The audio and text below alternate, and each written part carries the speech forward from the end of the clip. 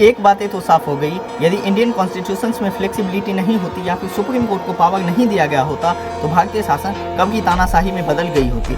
राहुल गांधी गलत नहीं कहते हैं कि भारतीय संविधान खतरे में है, लेकिन वोट बैंक की पॉलिटिक्स तो देखो। जब आज भारतीय संविधान खतरे में है तो राहुल गांधी कुछ बोल नहीं पा रहे हैं। मुझे बहुत सारे नेगेटिव कमेंट्स एंड मैसेजेज इस बेसिस पर आए कि वही जनरल कम्युनिटी इस यूजीसी गाइडलाइन का विरोध कर रहा है जो ओबीसी एससी एसटी स्टूडेंट्स के साथ डिस्क्रिमिनेशंस करना चाहता है। तो मैं एक बात क्लियर कर दूं, यह डायरेक्ट आर्टिकल 14 का वायलेशन है।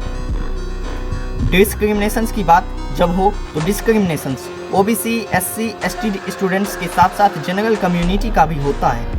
अनटचेबिलिटी और डिस्क्रिमिनेशंस जैसे चीज़ों का मैं कड़ी निंदा करता हूँ। क्या सुअर को जनेऊ पहना देना डिस्क्रिमिनेशन नहीं है, या फिर उस IAS वर्मा द्वारा दिए गए घृणित स्टेटमेंट को आप डिस्क्रिमिनेशंस नहीं मानते हो? जहां इस रेगुलेशन आने से पहले JNU के दीवारों पर ब्राह्मण भारत छोड़ो या फिर Brahmin Baniya leave the campus, we will take avenge और देयर विल बी ब्लड जैसे घृणित स्टेटमेंट लिखे जा चुके हैं। तो जरा सोचिए, इस रेगुलेशंस के आने के बाद उसी JNU कैंपस में ब्राह्मण और बनियाओं का क्या हाल होगा।